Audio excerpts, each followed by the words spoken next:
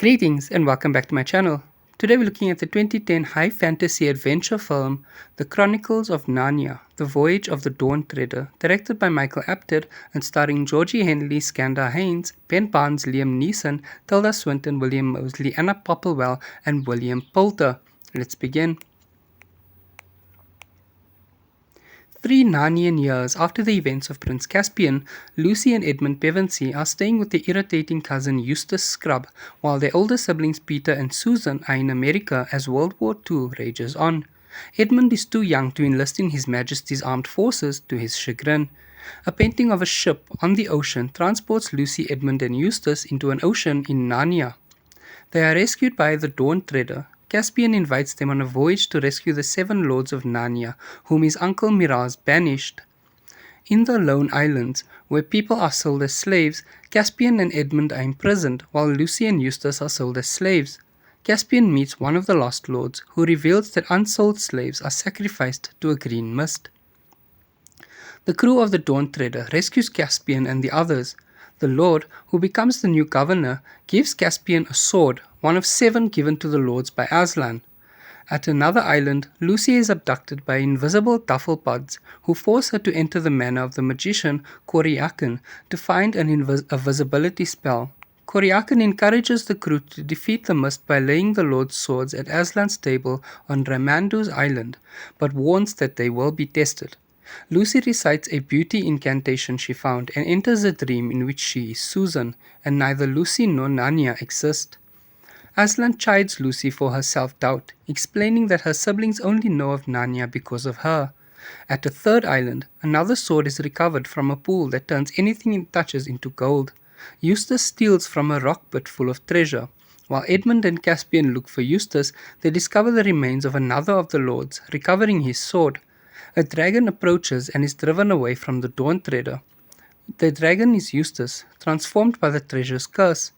Reaper Cheap befriends Eustace, who has a change of heart and becomes useful to the crew. The crew arrives at Aslan's table to find 3 lost lords sleeping. As they place the swords on the table, they realize one is missing.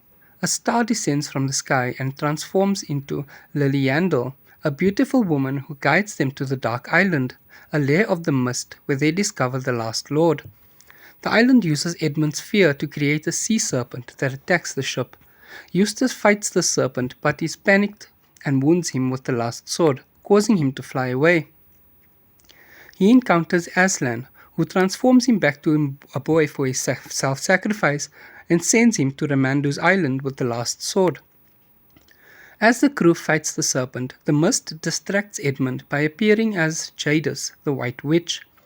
Eustace reaches the table, but the mist tries to stop him from putting the sword on the table with the others. He overcomes the mist, allowing the swords to unleash their magic and bestow Edmund's own sword with the power to slay the sea serpent, the death of which awakens the 3 lords, destroys the mist and Dark Island, and liberates the sacrificed slaves. Eustace rejoins Lucy, Edmund, Caspian and Reaper Cheap, and they sail to a mysterious shore before a massive wave. Aslan appears, telling them that his country lies beyond, although if they go there, they may never return.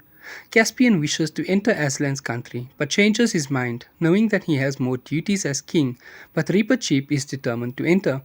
Aslan blesses him, and bids farewell to Caspian, Edmund, Lucy and Eustace.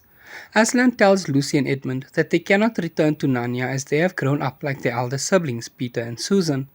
Aslan encourages them to know him in their world by another name.